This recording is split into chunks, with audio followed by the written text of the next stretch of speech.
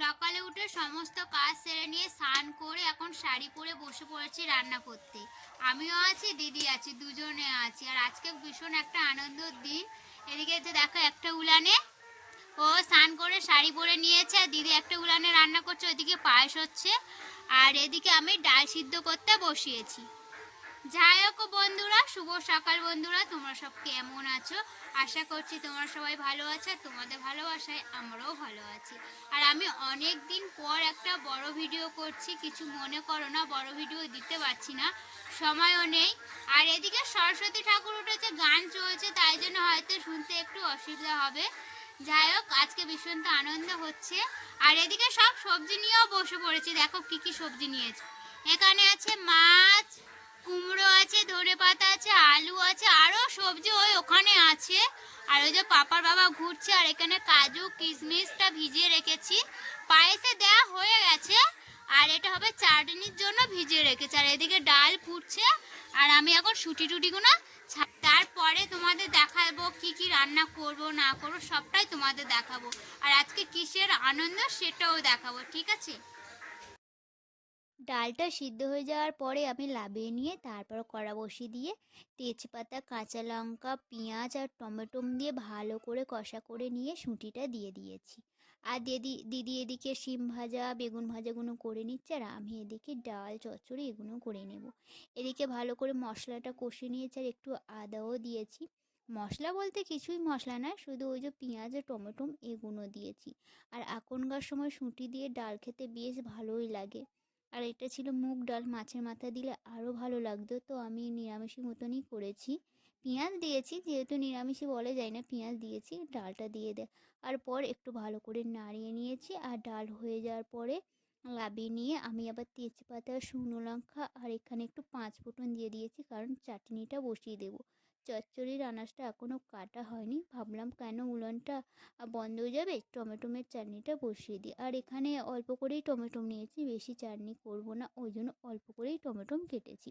আর চাটনিটা বসিয়ে দিয়েছি, টমেটোগুলো দিয়ে একটু লবণ দিয়ে ভালো করে করে মানে মাখা মাখা হয়ে যাওয়ার পরে আমি কাজু কিশমিশ দিয়ে দিয়েছি, দিয়ে একটু জল দিয়ে দিয়েছি, দিয়ে ভালো করে নাড়িয়ে নিয়েছি, নিয়ে এবারে নামিয়ে নেব। চাটনিটা হয়ে যাওয়ার পরে আমি চচ্চড়িটা বসিয়ে দিয়েছি। এখানে বিভিন্ন রকমের আনাজ আছে, মানে সবজি আছে, সবজি দিয়েই চিংড়ি দিয়ে চচ্চড়ি করব। আর দিদি ওইদিকে বেগুনটা ভেজে নিচ্ছে, শিম ভাজা হয়ে গেছে, বেগুনটা ভেজে নিচ্ছে। গ্যাসে রান্না করা যেত, কিন্তু অনেক রকমের রান্না তো, তা গ্যাসে করতে গেলে অনেকটা লেট হয়ে যাবে, আর অনেকটা করে রান্না, তার জন্য ভাবলাম দুজনে দুটো উনুনেই রান্না করে নিই। চচ্চড়িটা হয়ে যাওয়ার পরে আমি মাংসটা বসিয়ে দিয়েছি, আর এই ছোটো উনুনে ভাতটা বসিয়ে দিয়েছি। মাংসের তরকারি আর ভাতটা হলেই হয়ে যাবে, আর বাকিগুলো সব হয়ে গেছে রান্না। অবশেষে রান্না বান্না সব কমপ্লিট হয়ে গেছে। আর এইমাত্র হাত পা ধুয়ে নিয়েছি। আর কি কি রান্না করেছি চলো তোমাদেরকে দেখাই। রান্নাঘর পুরো ভর্তি, এদিক থেকে এদিক থেকে পুরো নিচে অবধি ভর্তি। চলো এখান থেকে শুরু করি। এই প্লাস্টিক আছে, পাঁপড় আছে, আর এখানে এই যে চাটনি আছে, আর এই থালাটায় আছে তোমার, খোলাই যাচ্ছে না, এখানে মাছের ঝাল আছে, এখানে ডাল আছে, আর এখানটা এলো এখানে লাল বিট ভাজা আছে। ডালটা চাপা দিয়ে দিই।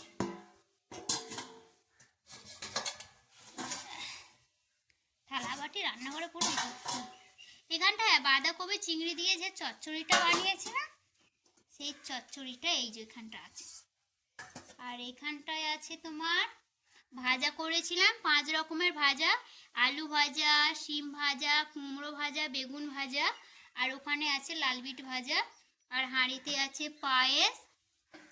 আর এখানটায় সব কিছু গুছিয়ে রেডি করে নিয়েছি, এখানে স্যালাড আছে, ফল আছে, সব কিছু গুছিয়ে রেডি করে নিয়েছি। আর লোক আসলেই তারপরে আর কি সব সাজিয়ে দেওয়া হবে। আর এই কড়াতে আছে মাংসটা দেখালাম না, ভাতটা বাকি আছে, ভাতটা হয়ে যাবে। আর যার জন্য এত কিছু সে এখন এসে পৌঁছায়নি, ও আসুক তারপর সব কিছু আবার রেডি করবে। এই যে এসছে, এত লেট করে এসছে, এখন বাজে 3টে, এত লেট করে এসছে কেন বল? হ্যাঁ, বৌমা আসুক, বৌমার কাছে বলে দে, আবার লজ্জা পাচ্ছে। বস বস। সকাল থেকে রান্না যার জন্য তাড়াহুড়ো করে করলাম সেই অবশেষে লেটে এসছে। কি করব, বেচারা তো কাজ করেই তারপর এখানে এসছি। আর আমি এখানে দেখো থালাগুলো সব ভালো করে সাজিয়ে নিচ্ছি। আর তোমরা বুঝতেই পেরে গেছো যে আজকের দিদির ছেলেকে আইবুড়ো ভাত খাওয়াচ্ছি।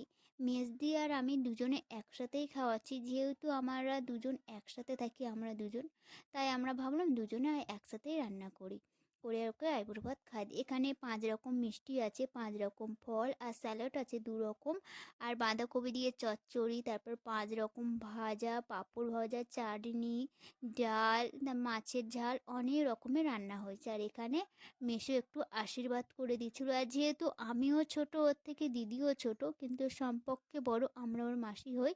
তো আমি বললাম ঠিক আছে তুমি আশীর্বাদ করো, আমরা আর কেউ করছি না। তো একটু আশীর্বাদ করে ওকে একটু পায়েস খাইয়ে দিল। তো তারপরে ও একটু পায়েসও খেয়ে নিল। আর সত্যি বেচারা কাজ করেছে, অনেক ক্লান্ত হয়ে গেছে আর অনেক কষ্ট হয়েছে।